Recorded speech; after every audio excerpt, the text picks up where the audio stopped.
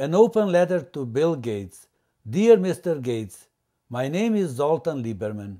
English is ESL to me, the letter S standing for 7th in my case, out of 8 altogether, and I never had an hour's worth of formal English education. I say it not in a way of bragging, but rather to explain my stilted style and possible grammatical errors. I also missed out on younger age for its study and first started at 27. So please be charitable to me. I hate to sound like a quack, and I know that I do when claiming that I hold a silver bullet to what ails a great deal of our education. In my long quest for a uniform and universal mnemonic, I had discovered a method of learning and teaching vocabulary that is a serendipitous find in more ways than one. As it felicitously happened, it is also an engaging and fun game and patentable as such. The method is also trademarked as Name That Word, a takeoff from the popular TV show of the past Name That Tune. False modesty aside, proud as I am of my English vocabulary, my real claim to fame is my Name That Word. Figuratively speaking, I reinvented the printing press. Except of printing on paper, it imprints the words indelibly in people's brains, memories. The mechanism of it on the true molecular level is of course unknowable at the current level of science, just as memory in general, but it is self-evident that a different memory mechanism kicks in when applying my method. Besides being a remedial tool, it is also an instant diagnostic one.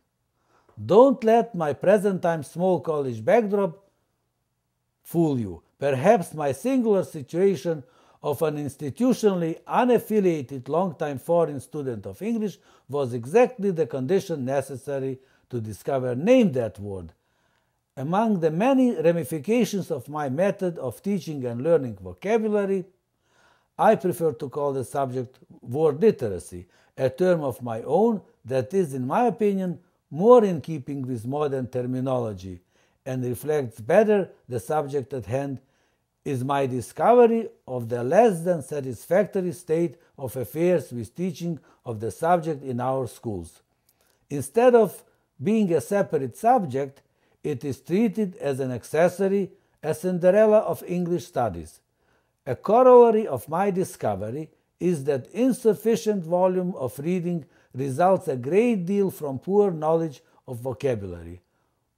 Word literacy does not guarantee reading, but it is its prerequisite. Also, once learned word literacy is not a given. Just as a flower garden, it requires continuous care. Being key to reading, a postulate that becomes convincing fast after a live demonstration of Name That Word by proxy, it is key to better education. Also, acquiring a better vocabulary is liable to have it used in reading, writing, speech.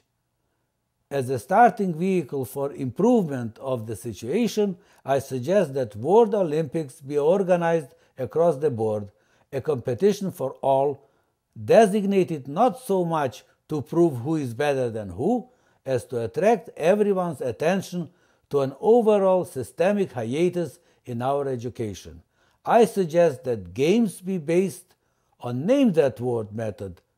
The irony of it is that kids with their sponge-like memories can learn a 30,000 vocabulary well within 6 to 12 months of intensive instructions. My own experience is that they like to learn it via Name That Word, since it is fun.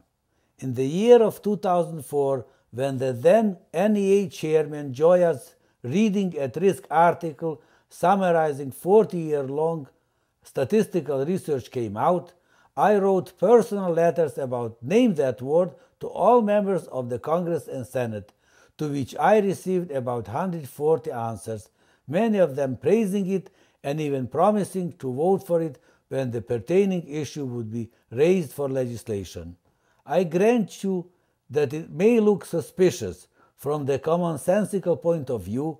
Why would a good remedial method claiming to be designed to revive and enliven reading to be so almost universally, willfully rejected.